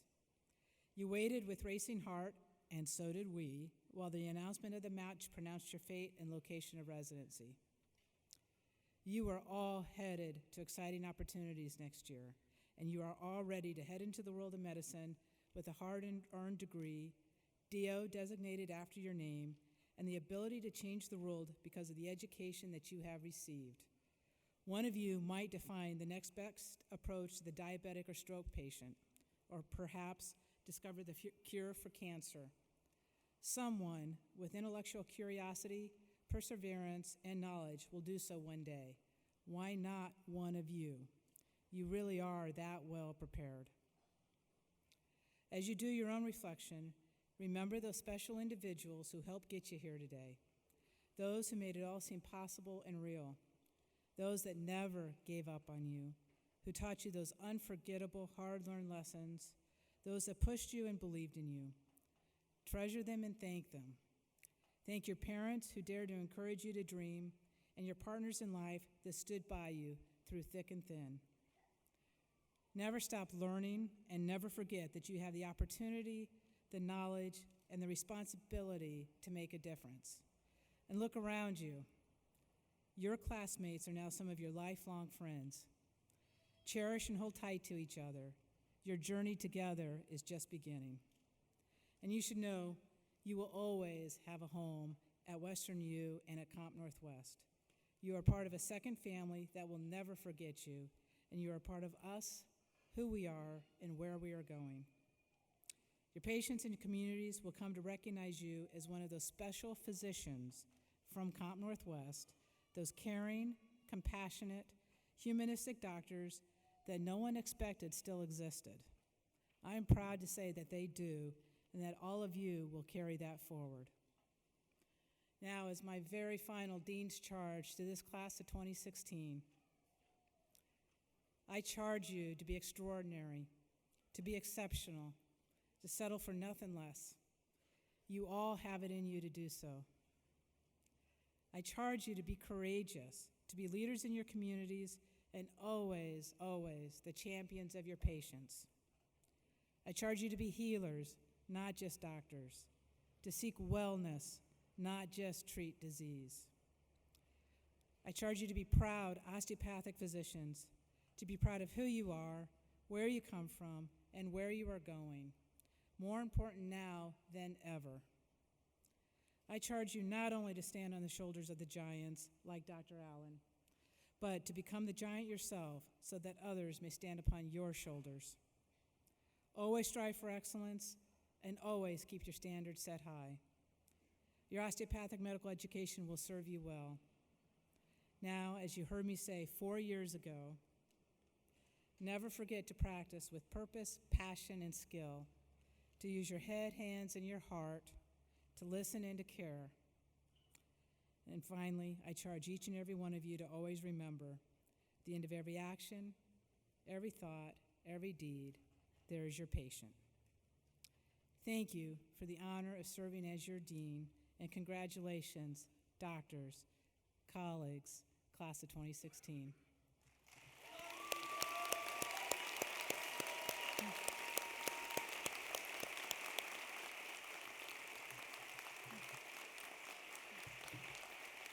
Mr. President, I give you the class of 2016. Thank you.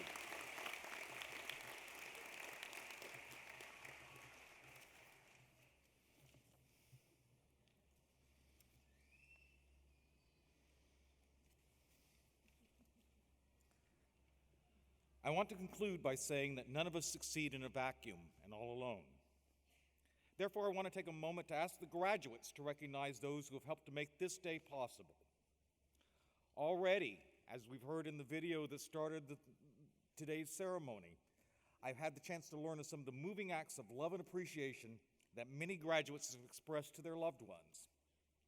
So, with the husbands and wives, the children, the significant others, and the parents and grandparents, please rise and let the graduates acknowledge you.